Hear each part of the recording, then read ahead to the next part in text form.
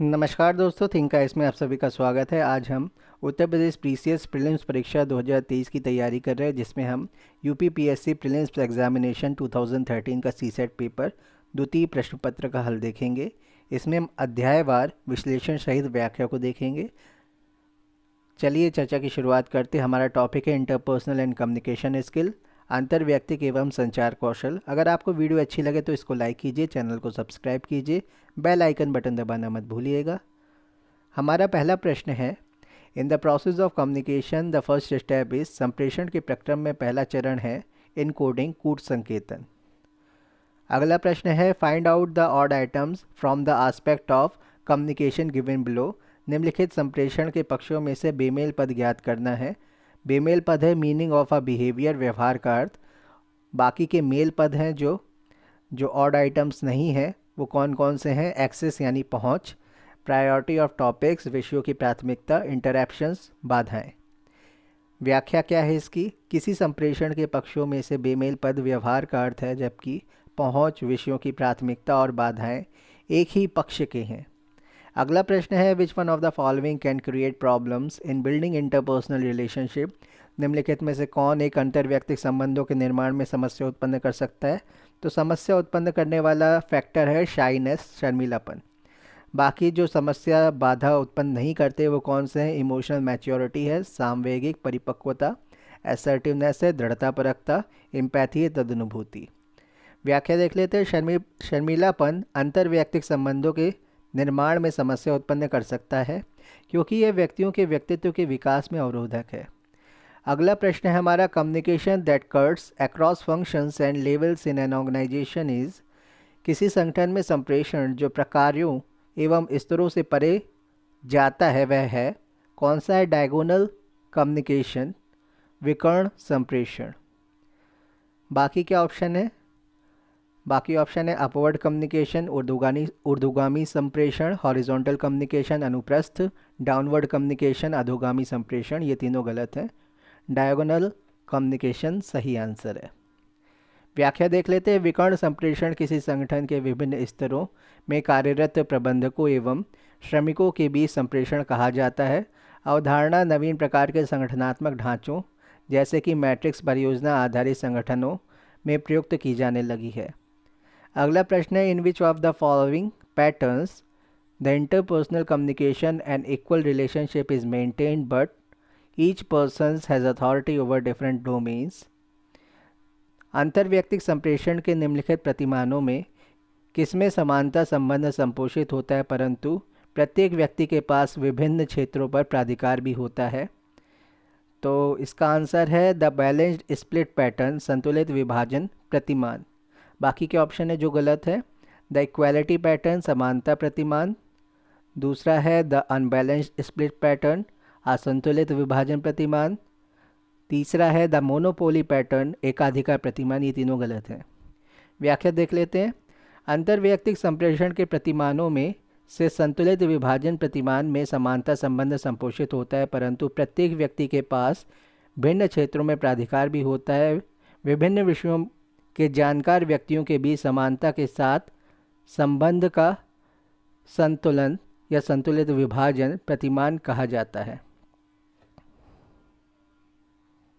अगला प्रश्न है, in which of the following communication networks each member of the group communicate only with his nearest member.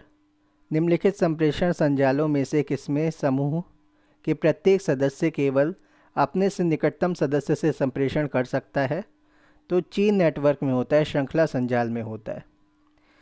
तो व्याख्या देख लेते हैं। इसमें दिए गए संप्रेषण संजालों में से जिसमें समूह का प्रत्येक सदस्य केवल अपने से निकटतम सदस्य से ही संप्रेषण कर सकता है उसे श्रृंखला संजाल, चेन नेटवर्क कहते हैं। बाकी के ऑप्शन थे व्हील नेटवर्क, चक्र संजाल, वाई नेटवर्क, जिसको वाई संजाल कहते हैं, सर्किल नेटवर्क, वृत्त संजाल। अगला क्वेश्चन है, when individuals feel that their behaviour being restricted they respond in a way that can be called. जब व्यक्ति यह अनुभव करते हैं कि उनके व्यवहार प्रतिबंधित किए जा सकते हैं तो वे एक प्रकार की प्रतिक्रिया करते हैं जिसे कहा जाता है साइकोलॉजिकल रिएक्टेंस, मनोवैज्ञानिक प्रतिघात। बाकी के ऑप्शन है जो गलत हैं। साइकोलॉजिकल डिफेंस मनोवैज्ञानिक सुरक्षा, साइकोलॉजिकल विजिलेंस मनोवैज्ञानिक सतर्कता, साइकोलॉजिकल परसिस्टेंस मनोवैज्ञानिक दृढ़ता। व्याख्या देख लेते हैं। जब व्यक्ति ये अनुभव करते हैं कि उनके व्यवहार को प्रतिबंधित किया जा रहा है तो वे एक प्रकार से प्रतिक्रिया करते हैं, जिसे मनोवैज्ञानिक प्रतिघात कहा जा सकता है। अगला क्वेश्चन है, द डिस्क्लोजर ऑफ पर्सनल और non personal information in superior subordinate relationship is called. वरिष्ठ कनिष्ठ संबंध में व्यक्तिक या गैर व्यक्तिक सूचना का प्रकटन कहलाता है इनफॉर्मेलिटी, अनौपचारिकता। वरिष्ठ कनिष्ठ संबंध में व्यक्तिक या गैर व्यक्तिक सूचना का प्रकटन अनौपचारिक ग्रेप वाइन संचार कहलाता है। तो जैसे भाई बहन हो सकते हैं, भाई भाई हो सकता है, छोटा भाई बड़ा भाई, छोटी बहन बड़ी बहन, छोटा भाई बड़ी बहन, इस तरीके से कोई रिलेशन हो सकता है। वरिष्ठ कनिष्ठ में बच्चे माँ बाप हो सकते हैं, और अगर फैमिली स्ट्रक्चर से बाहर जाएं तो दोस्तों में हो सकता है, रिश्तेदारों में हो सकता है, और भी जगह पर हो सकता है वरिष्ठ कनिष्ठ, जैसे जूनियर सीनियर हो सकता है, कॉलेज में हो सकता है। तो ये सारी चीज़ें हो सकती हैं। बाकी के ऑप्शन थे क्लोजनेस निकटता, शेयरिंग सहभागिता, ओपननेस खुलापन। ये तीनों बाकी ऑप्शन थे जो कि गलत हैं। आगे बढ़ते हैं। अगला क्वेश्चन है, which one of the following और which of the following interpersonal skill is helpful in maintaining close friendship with someone. निम्नलिखित में से कौन सा कौशल किसी के साथ निकट मित्रता को बनाए रखने में सहायक होता है। ये है volunteering help in time of need, स्वैच्छिक रूप से आवश्यकता पड़ने पर सहायता करना। तो बाकी के ऑप्शन क्या थे जो गलत हैं। बोरोइंग थिंग्स, चीज़ें उधार लेना, नीड फॉर पावर, शक्ति, अभिप्रेरणा, being happy in a party, party में प्रसन्न रहना। इसकी व्याख्या देख लेते हैं। स्वैच्छिक रूप से आवश्यकता पड़ने पर सहायता करना निकट मित्रता को बनाए रखने में सहायक होता है। अब हमारा अगला टॉपिक है डिसीजन मेकिंग एबिलिटी, जिसको हम निर्णय क्षमता भी कहते हैं। उसका पहला प्रश्न है, कंसीडर द फॉलोइंग स्टेटमेंट।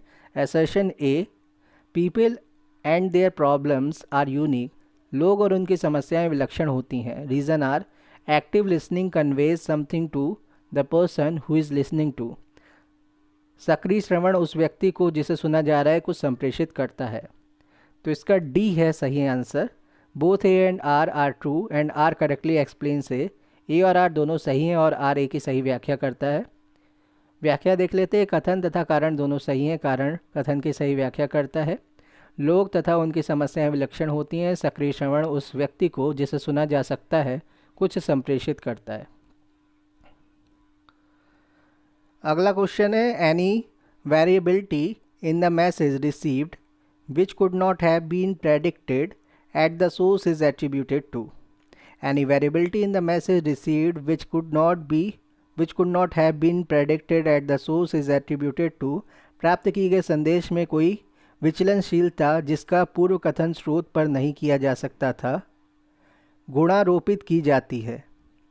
प्राप्त किए गए संदेश में कोई विचलनशीलता जिसका पूर्व कथन स्रोत पर नहीं किया जा सकता था गुणारोपित की जाती है। इसको सही से देख लीजिएगा।